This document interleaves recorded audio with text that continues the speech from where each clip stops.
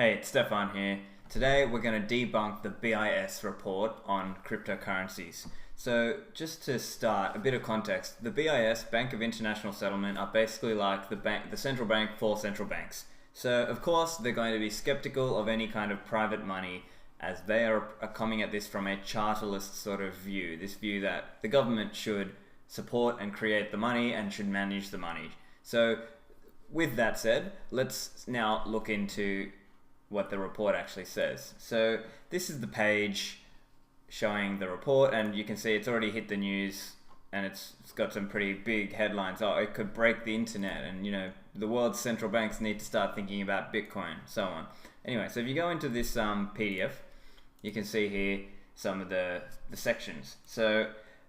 So they sort of start, they almost hit you, even in this intro, they're hitting you with that blockchain not Bitcoin meme with this whole distributed ledger technology concept.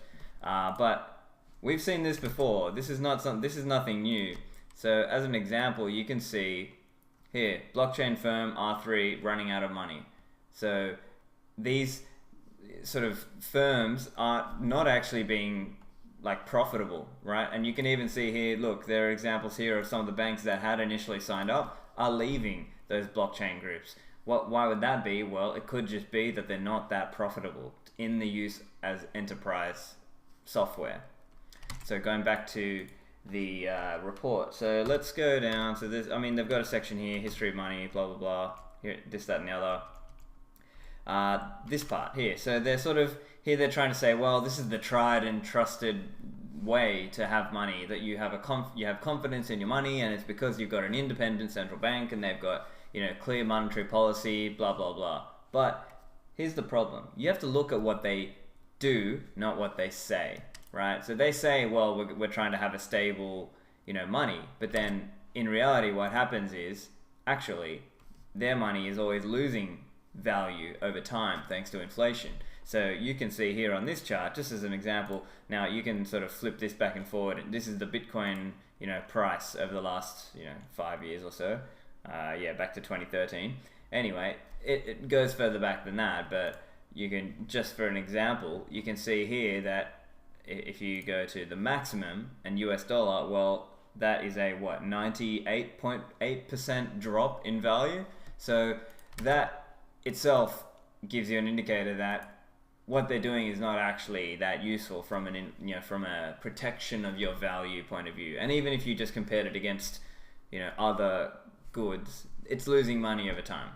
So you should be skeptical there. So the next section is just around the energy. So there's a bit more explanation on the different types of ledgers and so on. None of that's really that objectionable. There's a few bits and pieces. I think the next piece though is this energy usage part. So you can see here, graph 4, energy usage of select cryptocurrencies. So again, it's apples and oranges here. They're trying to say that, oh, well, the amount of energy being spent on mining for Bitcoin is so great, and oh, look what we could have done with all that energy otherwise. But you've got to remember that in society, there is some cost that has to be paid to have money. The reason being, if we didn't have money, we'd be spending a lot more energy and a lot more of our time, which is more scarce, bartering, right? And instead of bartering, it's better that we have money, one form of one most marketable, most saleable good.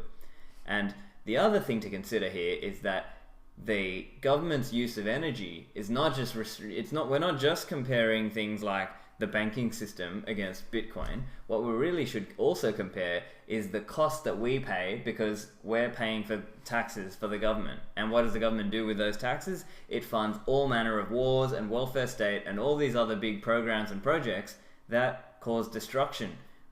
The government manages people's money, and in many cases, you might be thinking of the US dollar and the pound and so on, but in many cases, governments send their money into hyperinflation. Many currencies, this has happened many times. It's not just for those of you in the Western world, or those of you who are sort of richer, you might not think of that so much. But if you say lived in Argentina or Venezuela or somewhere, that is more front and center of your mind. So consider that also. The other factor that they really have to consider here is the lesson taught to us by Julian Simon in his book, The Ultimate Resource. And so that, let me see if I can find it. Julian Simon, The Ultimate Resource. And basically it's this book that he really explains to us that human creativity and human ingenuity is what enables us to go and create more resources. So it's not that resources are scarce, it's that our human time is scarce, and that what we need is more application of human ingenuity such that we can get more energy and get more for less. And what happens is the price goes up, and then someone finds a way, they invent a way to either economize and get more for less, or they find a new way of finding more of that resource that we needed, or generating more of that resource. So that's really the way you should think about that part. Then they start some of this stuff about, oh, okay, the number of transactions per second is really, really low. So they say, oh, look, Visa and MasterCard, they're doing thousands of transactions per second, and Bitcoin is doing 3.3. But here again, they are looking only at the base layer of Bitcoin. They're looking at it the wrong way. Bitcoin is more like the settlement layer amongst the large banks, or settlement layer for higher layers, such as the Lightning Network. And if you look at the Lightning Network, just as an example, so you go to lightning.network and you can see there's some of the documents here on one of the ways that Bitcoin is being scaled. And so you can see right here, it's capable of literally millions to billions of transactions per second across the network. Where it just blows away every other payment rail by orders of magnitude. It is just absolutely massive. So you can see, read into it a bit further. You can see the paper. There's a paper here. There's a talk here by Joseph Poon. Just have a look at that, and that will give you an indication of the capacity component. Now, as an example, there are transactions here where someone has done, they sent 1 Satoshi, and the fee for that was 1 Satoshi. Now, as I make this video, that is a tiny fraction of a cent in terms of fiat money. Well, here's an example of a post that was on the Bitcoin Reddit a couple of days ago. So this guy is saying he's done 42 transactions, and he spent 600 Satoshis to open the channel and 120 sat in routing fees. So we're talking like 5 cents to do 42 transactions, right? And here's all the different transactions that they've done.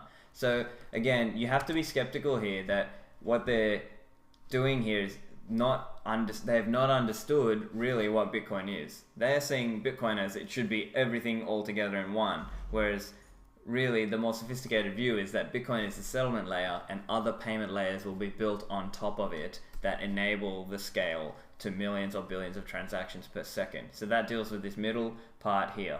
The next part here is the hypothetical ledger size for a nationwide retail cryptocurrency. And again, that's sort of answered similarly to this part, because by using upper layers such as Lightning Network, we can avoid having to have a massive on-chain ledger, if that makes sense. So again, that's really not a sort of valid criticism of Bitcoin, because the way it's evolving is not to do that. It's going away from that. And because the engineers and the developers foresaw that, and then working to stop that sort of problem arising to begin with. So what else have we got here? So here, I just wanted to quickly walk through an example. Now, we're early days, right? But this is a great post, and it's an example of what it might look like. So as an example, you might download a Lightning app, and then you might send some Bitcoin to that app using an on-chain payment, and then this app might set up channels automatically. It might set up some payment channels, and then once that's been confirmed, then you're set up and you're good to go. And you don't have to close those channels for a long time. You can keep them open, and you can even get paid into those channels. So again, you would be paying like 1 sat, or a fraction of a US dollar cent for a transaction, which is much cheaper than anything else we've got today. And this is a decentralized payment network. So as an example, it's just saying, well, yeah, you might pay via QR code, you scan it and hit send, off you go. I think most people are sort of comfortable with that idea. they've seen that, and then here they're sort of explaining some of the other components that can come, so such as splicing, atomic multipath payments. So I mean, there's a lot of innovation coming in this space. So you've really just got to read into it. There's just so much that I can't even explain it to you in a very quick and short way. There's just so much out there. So one more point. Here's a famous.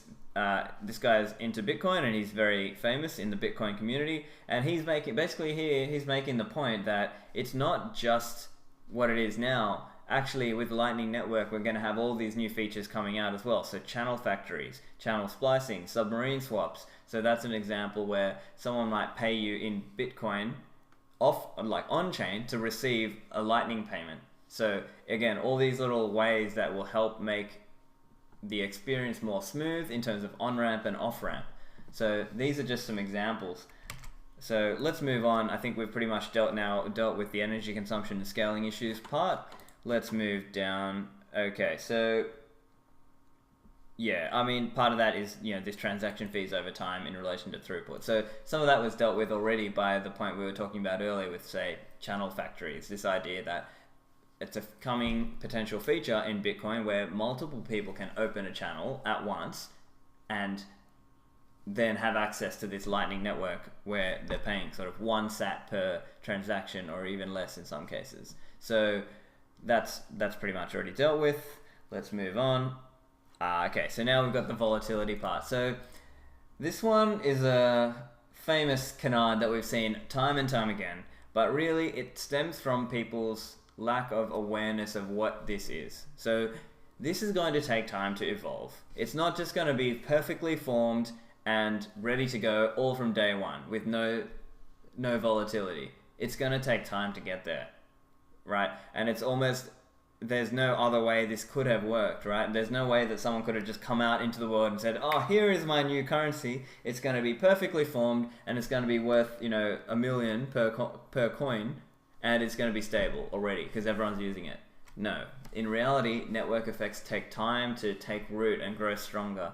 And what we foresee happening, or what we sort of how we think this will play out is, over the next sort of 10, 15, 20 years, more and more people will get into Bitcoin such that the rise in its value will get to such a level that the volatility will decrease. But that will take time. And that might be, we don't know, it might be at 100,000, it might be at 1 million per coin. It'll take time.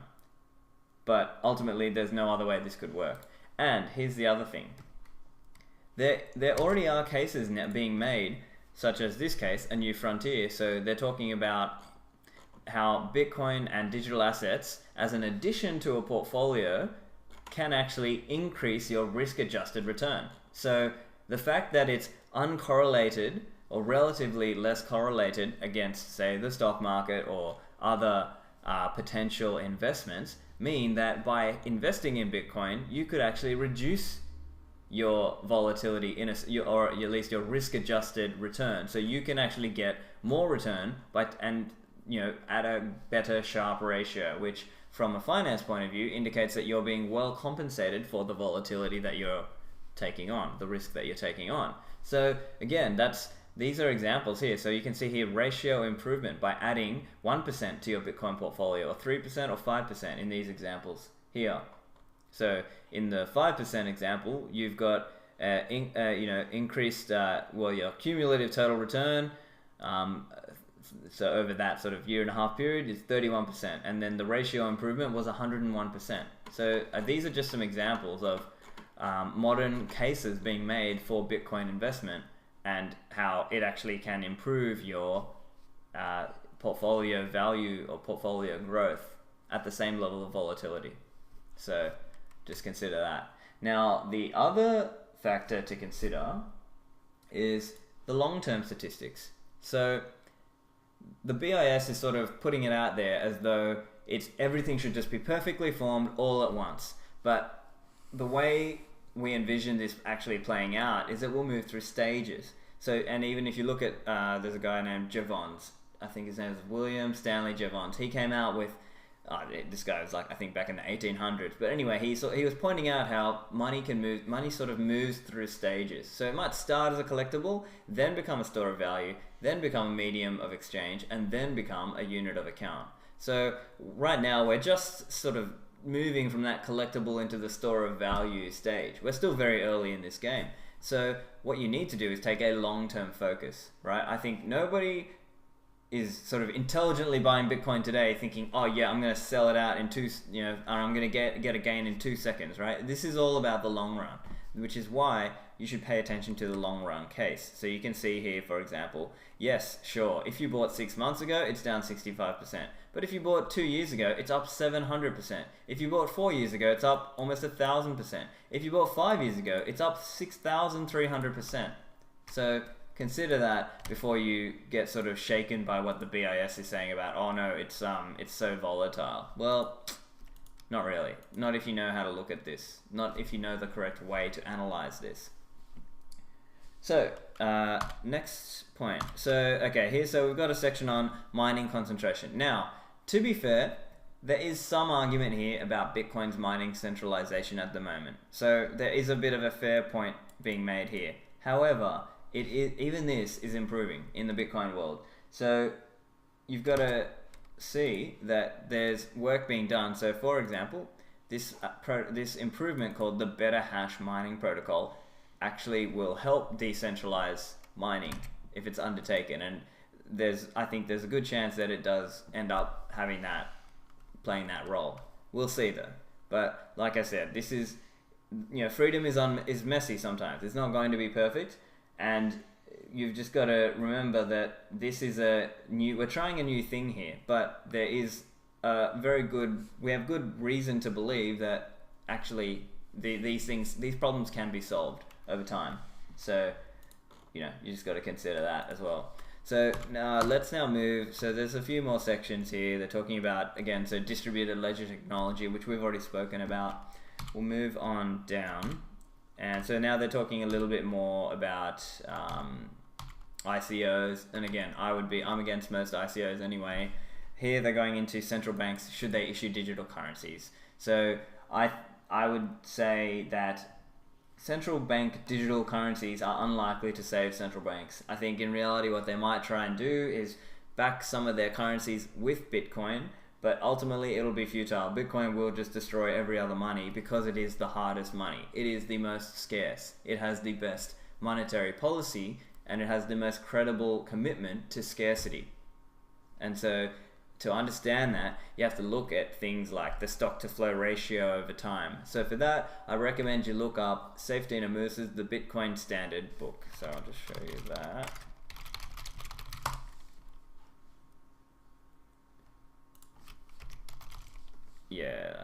Here we go. So this is the book I recommend you have a look at, and that will really help explain some of these concepts around the stock to flow ratio and the future inflation rate of Bitcoin compared to other potential monies. Now, I think lastly, it's important to understand one of the big gains that's going to come out of Bitcoin is defunding socialists. And of course, this central bank of the central banks, which is, guess where they're funded? They're funded out of government money. Of course, they're going to push and be driven by a government money view of the world. But a big part of the gain that the world is going to experience out of Bitcoin is by defunding these socialists. So they won't be able to parasitically take money out of the taxpayer and tax not just take tax out of your income from your personal income tax, but also to capital gains tax you and to tax the accumulated wealth of society, which is basically what these guys have enabled over time. So really, you've just got to be skeptical of these guys because they want to sow as much possible doubt in your mind about this new sort of money that is superior on balance, considered on balance. It is superior to fiat money and even to gold in terms of scarcity and its ability to resist government influence and central inflation. So keep that in mind, that basically one of the big gains is defunding socialists. So with that said, I hope that was informative for you guys. As usual, please leave a like, comment, share the video, subscribe to the channel. Otherwise, find me on Twitter @Stefan Livera. Thanks guys, see you in the next one.